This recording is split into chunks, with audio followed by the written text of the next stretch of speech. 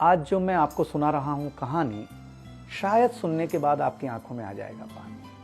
ये कहानी लगन, समर्पण, निष्ठा और साथ की है।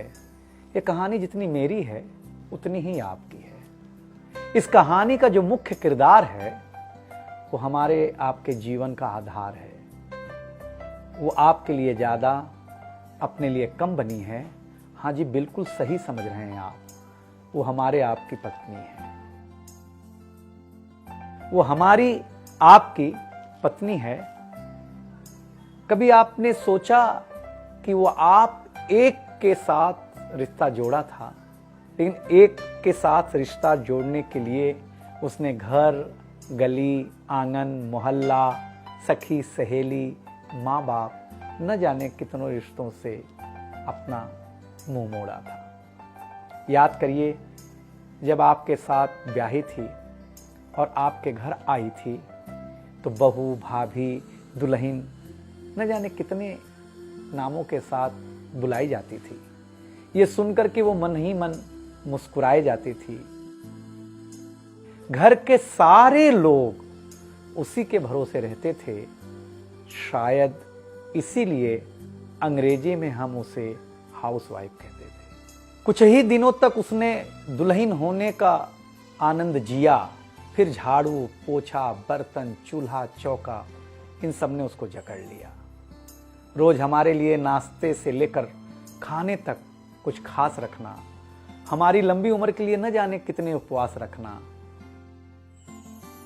कुछ महीनों बाद किलकारी गूंजी तो सारे ख्वाब सजे। वो मां बनी तो हम भी बाप बने। जैसे जैसे वो उम्र की सीढ़ियां चढ़ती गई, जैसे जैसे वो उम्र की सीढ़ियां चढ़ती गई, जवाबदारियां कुछ न कुछ रोज बढ़ती गईं। एक तरफ बच्चे पे नजर, दूसरी ओर मैं ऑफिस के लिए लेट न हो जाऊं इस बात का डर। सब कुछ बराबर हो, कुछ रह न जाए, और इस बात पर भी ध्यान कि गैस पर रखा हुआ दूध कहीं बह न जाए। घर वालों की फरमाइशों का चूल्हा जो एक बार चलता, घर वालों की फरमाइशों का चूल्हा जो एक बार जलता, तो कब सुबह, कब शाम, कब रात हो गई उसे पता ही नहीं चलता। इन व्यस्तताओं के बीच समय का चक्र कुछ इतना तेजी से चला, मुन्ना कब मनोज हो गया, मुन्नी कब सुमन, पता ही नहीं चला। अब तक जो था प्यार, अब उसने अपना नाम बदल करके रख लिया था तकरार। बेटी को लेकर के कहना कि कुछ ज्यादा ही मन बढ़ा रखा है, तुम्हारे प्यार ने इसको सर पे चढ़ा रखा है। अब तो वो मुझे भी देने लगी थी ताना, अब तो वो मुझे भी देने लगी थी ताना, ऑफिस में ही रहा करो ना, 2-4 घंटे के लिए घर के आना। शादी के इतने दिनों बाद भी आज भी हमें सुनना पड़ता है कि न जाने कौन सा पाप किया था जो आपके साथ ब्याह किया था। और ये तो रोज की थी कहानी। कितना जोर से कहना कि घर के सारे सदस्य सुन लें कि एक दिन बीमार होती हूं ना, तो एक दिन बीमार होने पर किसी को कोई देता नहीं है 1 गिलास पानी, लेकिन जैसे ही उसे आपके तबीयत खराब होने का होता आभास, आकर के बैठ जाती थी आपके पास।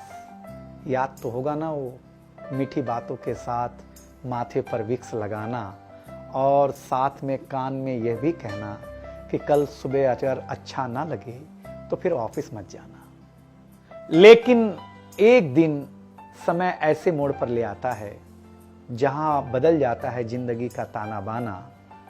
थाली में रोटी रखते हुए उसका ये कहना कि बेटी जवान हो गई है, क्या अब लड़का भी मुझे ही ढूंढने होगा जाना। शादी तय हो जाने के बाद 1-1 रुपया जोड़ना, पैसे कम पड़ने पर खुद का कंगन तोड़ना, सब कुछ हो जाएगा मुझे ढाढ़स बढ़ाना, सब कुछ हो जाएगा मुझे ढाढ़स बढ़ाना। विवाह का गीत खुद रोते हुए गाना। याद तो होगा ना आप लोगों को ये गुजरा हुआ जमाना। कुछ समय बाद जब हम जवाबदारियों से मुक्त हो जाते हैं तो कुछ ज्यादा ही धर्मयुक्त हो जाते हैं। उम्र के अंतिम पड़ाव पर हम बीमारियों के बीच जीने लगे हैं। बिना शक्कर की चाय पीने लगे हैं। लेकिन सच ये है कि जब तक हमारी आपकी पत्नी साथ है, चाय मीठी हो न हो, लेकिन जिंदगी में पूरी मिठास है। जबकि पत्नी के बारे में बहुत कम लिखा गया है, हर जगह माँ का ही गुणगान है। मैं मानता हूँ कि माँ महान है, लेकिन आपके जीवन में आपकी पत्नी का भी महत्वपूर्ण योगदान है।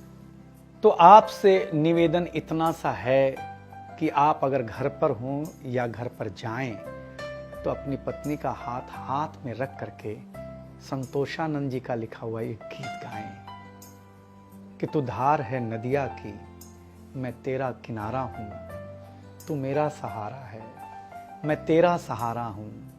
आंखों में समंदर है, आशाओं का पानी है, जिंदगी कुछ भी नहीं, तेरी मेरी कहानी है।